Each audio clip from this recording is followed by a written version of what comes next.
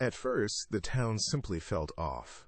A syrup-thick silence pooled in gutters, streetlights bloomed with an oil sheen, and people moved as if walking around a sleeping thing. I told myself it was weather, or grief, or too much time alone. Any explanation that would let me sleep. The wrongness threaded itself through ordinary objects. The radio hummed on a frequency that made fingerprints itch, the bakery's clocks arrived late, and the river mirrored the sky with false depth. Small omissions accrued, shadows missing around corners, birds that landed and stared with lidless patience. The first signs were undecipherable. A neighbor's cat came back with whisker tips fanned like tiny antennae. Children sketched maps of impossible stairways and promptly lost interest.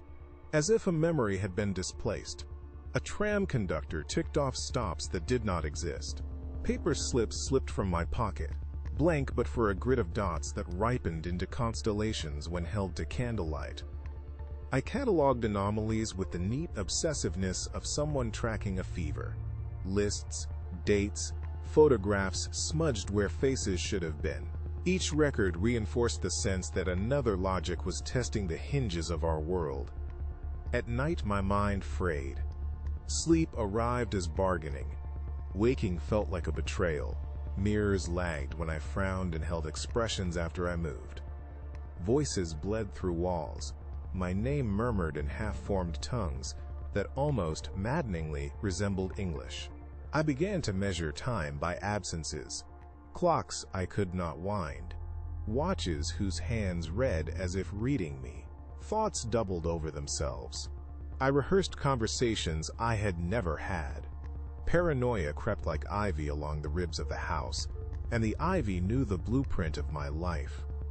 When the presence finally allowed inference, it came like a cavity opening in the sky. Stars rearranged into a slow, deliberate script. Not language I could parse, but a pattern tugging at synapses like a half-remembered memory.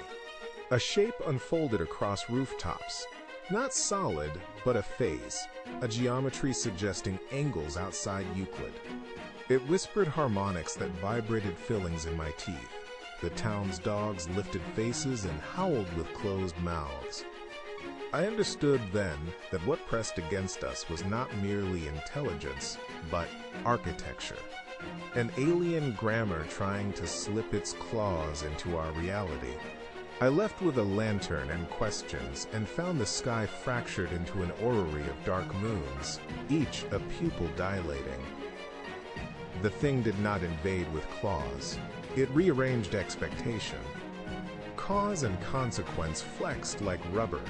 Childhood memories migrated into strangers' eyes.